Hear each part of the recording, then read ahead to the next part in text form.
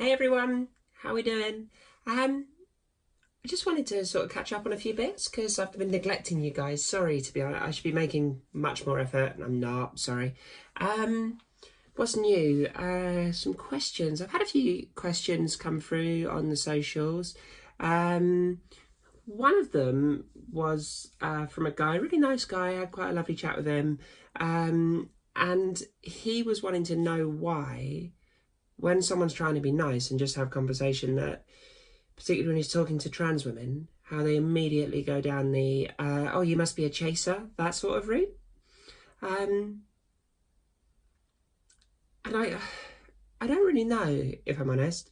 I think some of it is possibly down to the fact that we're so used to, I mean, well, say we're, I know I am anyway, I can't speak for anyone else, but so used to sort of being immediately on the defensive. um But why? Why am I constantly on the defensive? Do I need to be? Most people that are sort of being, kind or polite, probably just sort of being genuinely kind and polite. But alas, I mean, there's a Facebook group I manage, and we block hundreds of applicants a month, where when we have a quick look at the profile from the application, you can see that it's, erotica or fetishized content, which isn't normally indicative of something that's going to be productive for that.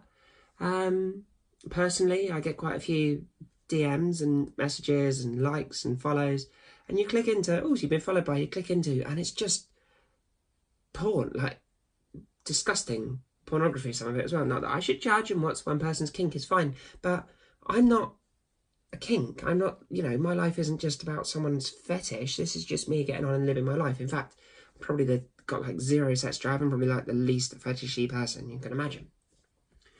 Um, and I think that, possibly for me anyway, because I spent so long sort of getting, hiding who I was, I learned to be sort of over defensive if anybody ever sort of picked me up for acting in a natural, or feminine for me, but acting in a natural way. And so I sort of, like, over the years, I think I built up this sort of barrier, and it's there. And sometimes it takes quite a lot to sort of get through that barrier, or for me to let that down. It's not always easy. But yeah, I don't know really. I mean, I think if I've learned anything over the last sort of few years, is that to a degree, you should just sort of take people as they come. Don't judge people. Take people as they come. But the truth be told, the bulk of my experience of those sort of interactions has been what I would deem to be negative for myself. They're not the sort of interactions that I would that I want to have. It causes a bit of a problem, because all the time that we're blocking, sort of, mass blocking, blanketing, saying no, I'm not going to accept any conversation from certain people, then you're just adding to this sort of, I don't know, like, you're just adding to a stereotype. You're sort of, I find I'm sectioning myself off a little bit.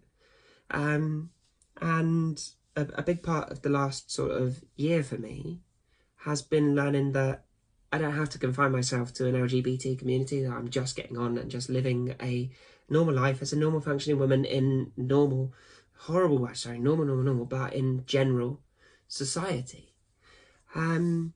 So yeah, I mean, no, I don't necessarily judge every single person that comes through, but I can't help basing my future expectations on my past experiences. I mean, that's just what we do. As it happens, he was a lovely guy. We had a nice chat about it. It was cool. And one of the topics that came up, and it's this term I keep using, is this idea of social guilt. And for me, that's a twofold thing. I don't think this is something I've come up with, but for me, it's a twofold thing. Firstly, I won't lie, I have a lot of guilt associated with my transition, because just by seeing how hard people are finding it, some people are finding it, not everybody, but some people are finding it really difficult. And I feel guilty that, through whether this is, it's not my fault, but, regardless, I do feel guilty that I'm exposing people to pressures they wouldn't otherwise have, and that I'm putting them through that, whether it was deliberate or not. And then I have this nagging sort of, call it guilt or sense of sort of social duty. I speak to a lot of people, and indeed I speak to a lot of trans people as well. And a lot of the trans people to whom I speak are very sort of early stages in understanding their own identity, or early stages in terms of sort of what they need, of a transition, not what they need to do, but early stages for them. And I think I sort of present as someone who's perhaps a little bit further down the line, and I've been through a lot of the experiences that these people are coming to me and talking to me about already. Obviously not exactly from their perspective, but I've had sort of similar experiences, and I think that's why we have such a strong, powerful community, is because we've got some very similar experiences, and the more we can share that with, with people, and indeed the more that people come back and say, oh yeah, I remember when that happened to me, then the more normalised some of those difficult feelings, some of those hard things to process can seem. And I think that's why I do this. I sit here sort of blogging away, and yeah, I can sort of write off and say, well, just it's free therapy, venting at a camera, and I can say the whole, yeah, sure, there's massive social self-obsession, right? But whatever. But for me personally, I have this weird sense of sort of duty that, I know that I wanted people out to people to sort of turn to when I was in those earlier stages. I wanted people that would say, hey, look, come on, we can get through this together, or I can help you through this. And I suppose that's why I do this. I think I've said it before, but when I was younger, when I was growing up, there was no social media, showing my age now, look, but there was no social media.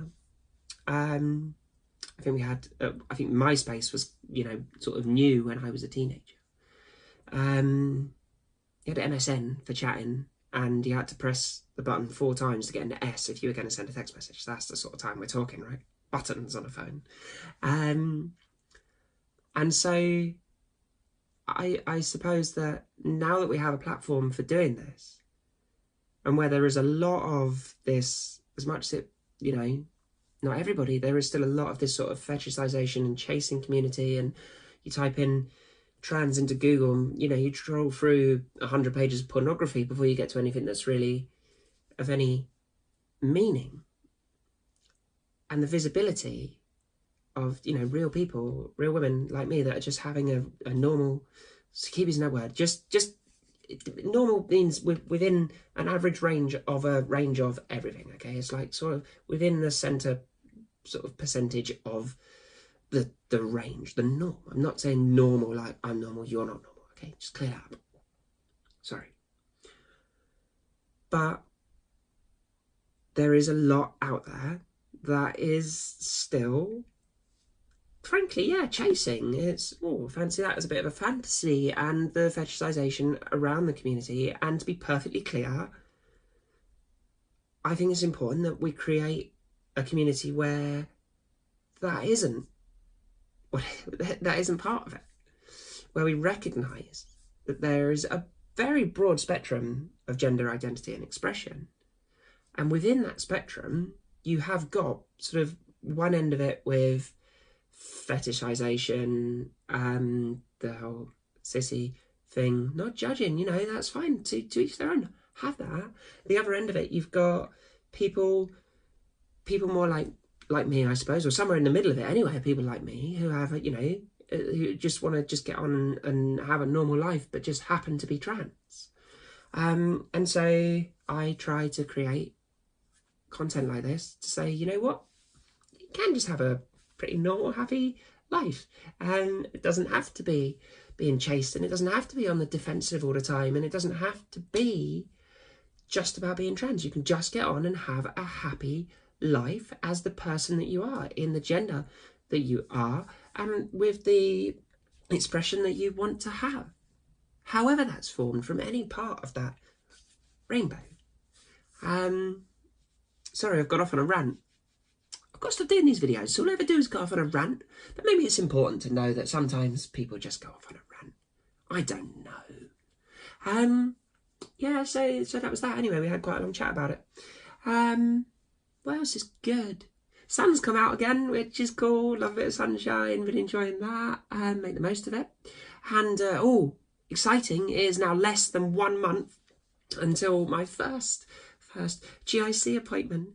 So yeah, I'm really excited. I'm like properly looking forward to it now, because it just feels like I've been waiting all this time just to sort of just get on with it. And now that it's getting quite close, it feels like I'm sort of taking a massive step towards moving forward. In fact, I've got to be honest, in the last few weeks, I don't know if it's the sort of the relief of knowing that's so close now, but my body confidence has improved massively. I'm just suddenly a lot happier sort of with myself, and I've still got terrible hair, but generally that the fact that the pressure's nearly off now just feels quite good.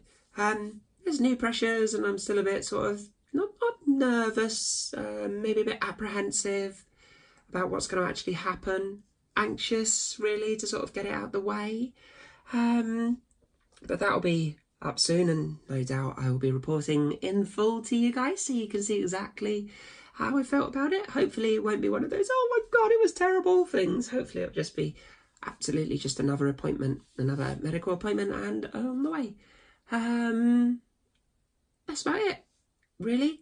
Not else to say, to be honest. Just wanted to touch base, catch up with you guys, just to let you know that, I am here. If ever you do want to ask me anything, if there's anything that you're struggling with, sure, I'm not exactly qualified, but I'm more than happy to just sort of share what experiences I've had with you, and just help be a support through anything, or, anything I can help with. So thanks very much for sort of continuing to watch, to like, to comment, to interact. This is great when it's one way, but if you want to comment, you want to get involved, then you know where I am. I'll put the socials at the bottom, and you can see those there. And then, yeah, sure, like, follow, subscribe, and hopefully speak to you all soon. Take care, guys. Peace and love. Bye.